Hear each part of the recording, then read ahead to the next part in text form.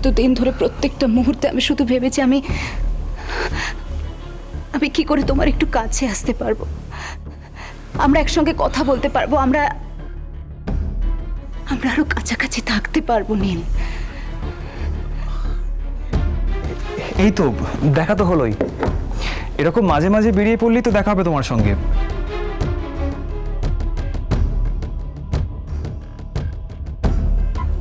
আমি একটা প্ল্যান করেছি। আমি জানি না এই প্ল্যানটা তোমার শুনতে আদৌ ভালো লাগবে কিনা। তা কি প্ল্যান বলো, শুনতে তো দোষ নেই।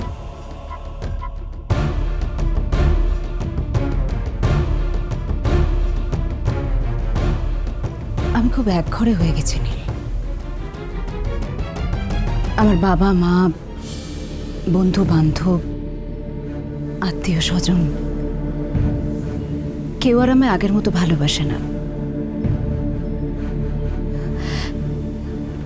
আমি এখন বড্ড একা, ভীষণ ভীষণ একা হয়ে গেছি নীল। আরশি, এই কথাগুলো তুমি আগের দিন আমাকে বলেছো। I am sorry Arshi, I am really very sorry. আমার জন্য তোমাকে এত কিছু পোহাতে হচ্ছে আরশি। প্লিজ প্লিজ তুমি এইভাবে কথা বলো না আমার সঙ্গে, প্লিজ নীল। আমার ভালো লাগে না এরম ভাবে তুমি কথা বললে, আমার ভালো লাগে না, বিশ্বাস করো। দেখো সবটাই তো আমার কপাল, কিন্তু কিন্তু আমি চাইলে আমার কপালটা তো ফেরাতে পারি। বলো বলো না, পারি না? কিন্তু আরশি কিভাবে?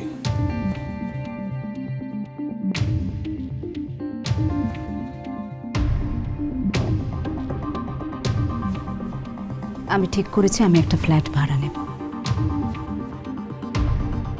তুমি ফ্ল্যাট ভাড়া নেবে?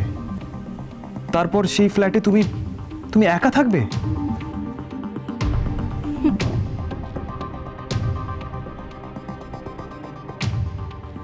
আমার এই জীবনটাই একার। সবার জীবনে কি সঙ্গী মেলে বলো তো? কিন্তু আরশি, কলকাতা শহরে তুমি একটা ইয়াং মেয়ে একা থাকবে কি করে? তোমার বাবা মাও রাজি হবেন না। কিন্তু এইভাবে তো আমি আর থাকতে পারছি না।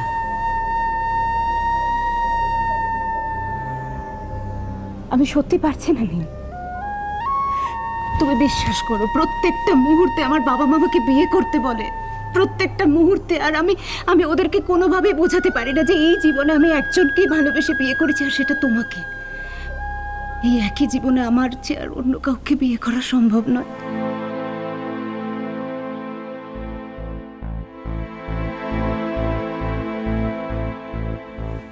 সত্যি সম্ভব নয়,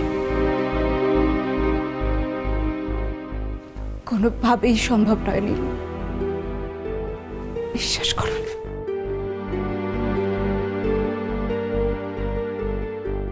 কিন্তু আরশি, তাহলে তুমি একা থাকতে পারো না। আমি একা থাকলেই বাকি।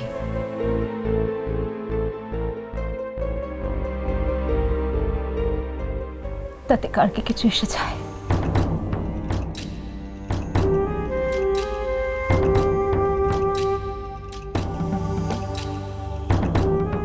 তোমার তো অনেক চেনা জানা।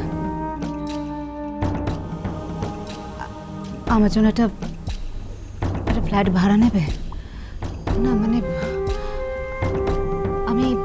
আমি তো একটা মেয়ে, একা এইভাবে আমাকে কেউ ভাড়া দিতে চাইবে না, বুঝতেই তো পারছো। কিন্তু আরশি,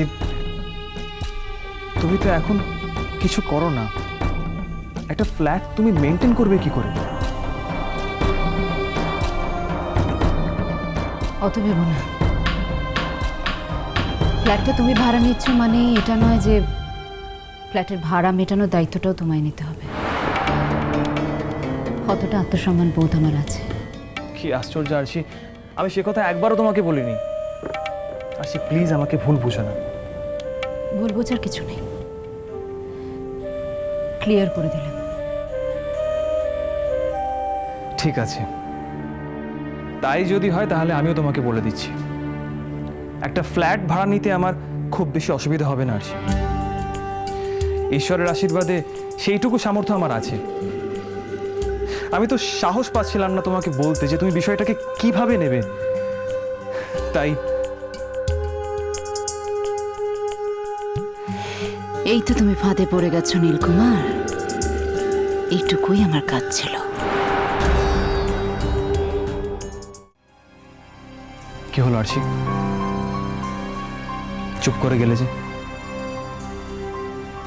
আরশি, যদি সত্যি তোমার বাড়িতে থাকতে ইচ্ছে না হয়, আর যদি সত্যি তোমাকে একা থাকতে হয়, তাহলে কোথাও কোথাও তোমার দায়িত্ব আমার আরশি। কিন্তু কোনো কিন্তু নয়, কিছুদিনের জন্য হলো তো আমরা একসঙ্গে ছিলাম।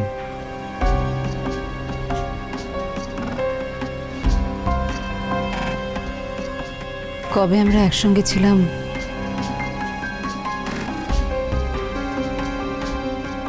তা আজ তুমি ভুলে গেছো নীল। সেটাকে মনে করে আমি আর নতুন করে তোমার কাছ থেকে কোনো সুযোগ নিতে পারবো না। আরশি, আর না হোক বন্ধু হিসেবে তো আমি তোমার পাশে দাঁড়াতে পারি। আমি বন্ধুত্ব চাই না। আরশি, কি আশ্চর্য, তুমি কাঁদছো কেন? আরশি প্লিজ কেঁদো না। আচ্ছা আরশি, আমরা তো এই জন্য এখানে আসিনি। কোথায় আনন্দ করব, ভালো গল্প করব, ভালো কথা বলবো, আর এখানে এসে যদি তুমি আরো বেশি করে কষ্ট পাও তাহলে তো। আরশি প্লিজ। আমি কি করবো আমি বুঝতে পারি না জানো।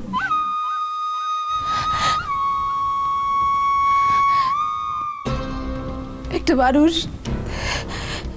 মানুষ দিনের পর দিন এইভাবে সঙ্গীহীন হয়ে বাঁচতে পারে না, সেটা সম্ভব নয়। বেশ,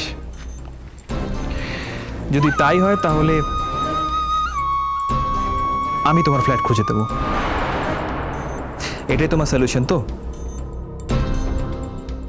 কিন্তু আরশি, সেখানে তো তোমাকে একাই থাকতে হবে।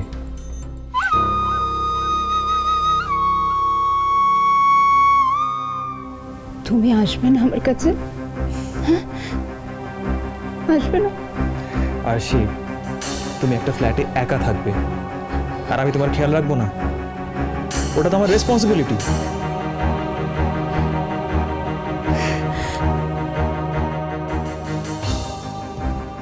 এইবার সম্পূর্ণ বেঁধেছি তোমায় নীলকুমার,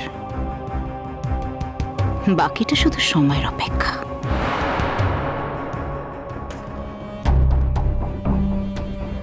আরশি, কবে থেকে থাকবে বলো?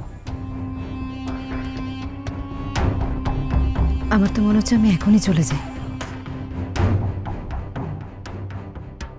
ওই বাড়িটা আমি আর থাকতে পারছি না নীল। কিন্তু আরশি, তুমি ওই ফ্ল্যাটে আরো বেশি একা হয়ে যাবে না? তাতে কি, তবু তো আমার একটা অপেক্ষা থাকবে। অপেক্ষা? আরশি, কিসের অপেক্ষা? বাড়ি, তোমার অপেক্ষা, তোমার আসার অপেক্ষা।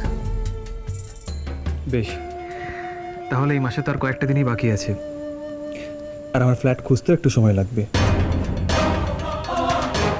আমি না হয় কাল থেকে ফ্ল্যাট খোঁজা শুরু করে দিচ্ছি। এবার তুমি বলো যে তোমার কোন এরিয়াটা পছন্দ।